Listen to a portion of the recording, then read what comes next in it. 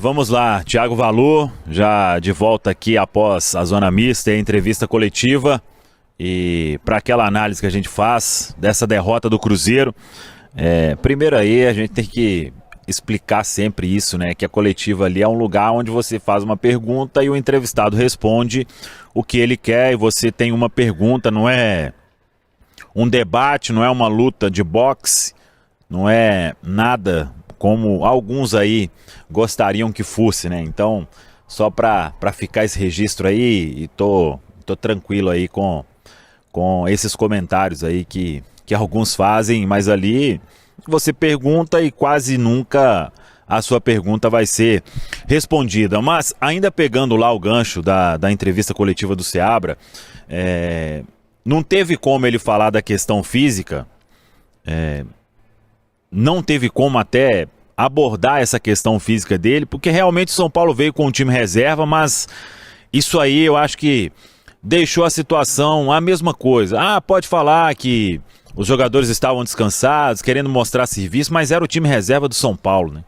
E quando eu volto nesse tema, eu usei outras palavras, obviamente, na pergunta, e ele não quis responder, mas a insatisfação após a coletiva, ela estava na pergunta com outras palavras, obviamente, e isso faz parte do ser jornalista, né? Mas quando o Seabra, ele vai para a coletiva e ele exalta um time reserva do São Paulo, que não pensou no Cruzeiro, só pensou ontem, olha lá, talvez só pensou hoje aí, porque a turma estava de cabeça inchada, como eu disse. Então, não dá para tentar minimizar esse resultado do Cruzeiro depois de 2 semanas com um São Paulo reserva, que isso não tem como, não tem como.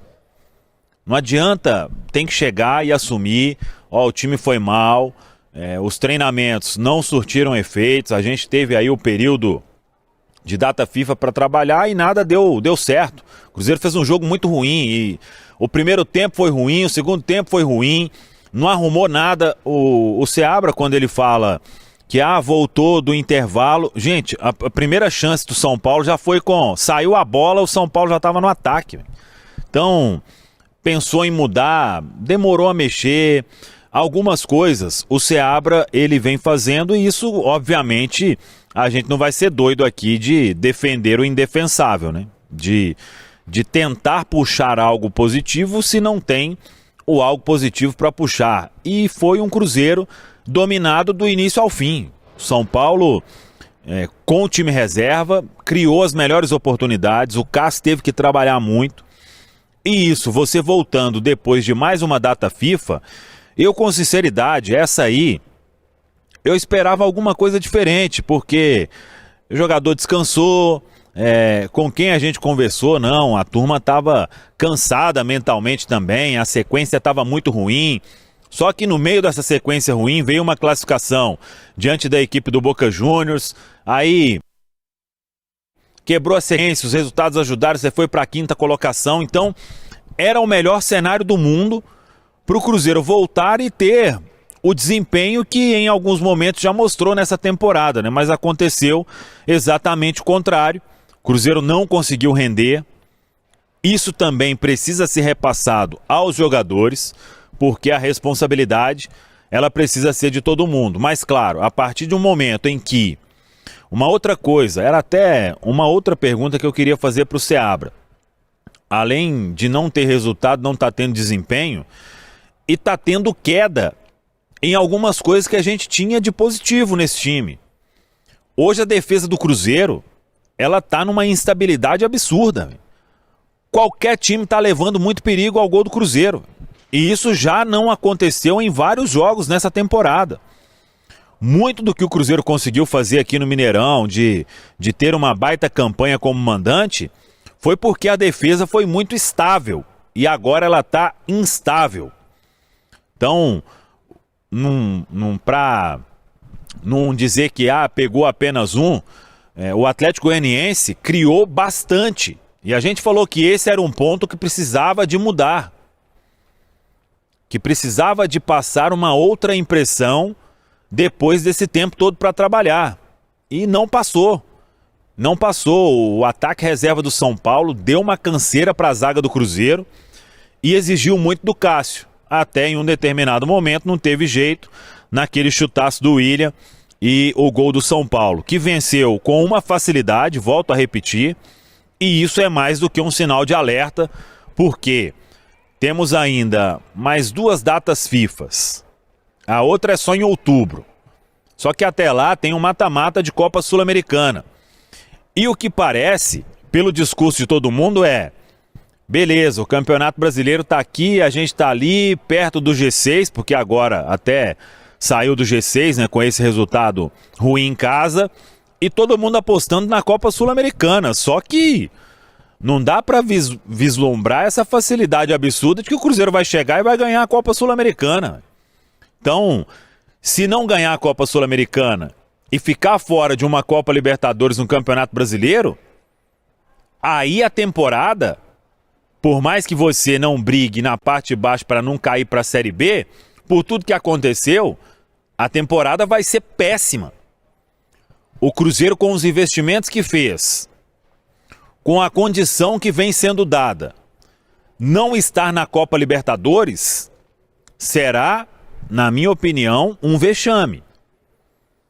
E são 2 caminhos para isso. Agora, apostar todas as fichas em uma competição de mata-mata em que a final é só mata, e é o que está aparecendo o discurso, o Marlon falou sobre isso na entrevista, não que estamos focados na Copa Sul-Americana, mas estamos aí bem na parte de cima da tabela, até o momento sim, é verdade, e temos 5 jogos para tentar chegar num título de Copa Sul-Americana. Um título seria maravilhoso, mas o Cruzeiro, com essa instabilidade vivida hoje, não dá pra gente cravar. Contra o Libertad, eu acho que o Cruzeiro é favorito. Agora, numa semifinal aí, primeiro tem que passar, né? Favoritismo você comprova dentro de campo. Agora, chegando numa semifinal, pode ter um Lanús aí que vai ser um grande adversário, e na final vem casca grossa lá do outro lado da chave. Então, o Cruzeiro, ele precisa se reencontrar em aspectos que até pouco tempo a gente elogiava. E isso vem acabando de um jogo para o outro. Vem acabando de um jogo para o outro. E uma semana, 2 semanas, melhor dizendo, de data FIFA, não foram suficientes para isso. Então, a diretoria já falou por várias vezes, o Alexandre Matos esteve aqui na Samuca TV falando sobre questão de cobrança, de avaliação do trabalho, e obviamente o Cruzeiro hoje ele se encontra em uma situação de pressão na temporada, em que a resposta ela precisa vir rapidamente, porque como o Caio disse há pouco, o Cruzeiro, se ele não tiver uma evolução, a temporada pode acabar antes do previsto. E se acabar antes do previsto, vai ser uma decepção enorme, porque, volto a afirmar, com esses investimentos, o Cruzeiro tem por obrigação ir para uma Copa Libertadores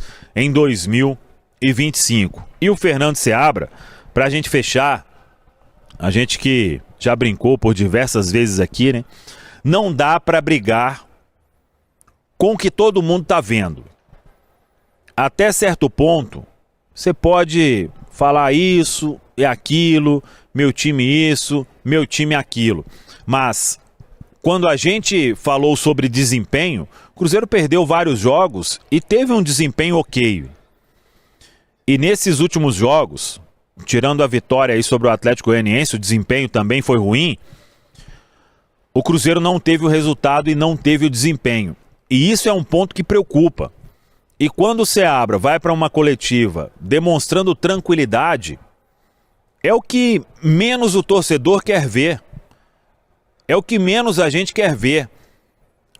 O Seabra precisa se indignar e assumir que ele é o responsável maior para o Cruzeiro jogar o que já jogou em alguns momentos desta temporada. Tem peças à disposição, por mais que alguns desfalques estejam acontecendo na equipe, mas as peças que o Cruzeiro tem, o time precisa jogar mais, e jogar mais mesmo, para não ficar toda a entrevista coletiva, e eu tinha falado isso lá no Barradão contra o Vitória, estádio Manuel Barradas. Todo adversário parece que é o melhor time do sonho de todo mundo. Véio. É o São Paulo do Telê num jogo, é o Atlético Goianiense que... Qual o Atlético Goianiense que já foi aí brilhante? É o Vitória da época do Dida, todo time. Véio. Ah, porque tinha isso, tinha aquilo, tinha linha de 5, tinha ganhar duelos. A gente sabe tudo do adversário, mas neutralizar isso tem conseguido muito pouco. E aí, claro, é o trabalho do Fernando Seabra que precisa acontecer, porque senão a temporada vai ficar mais complicada para todos nós a partir de agora. Valor?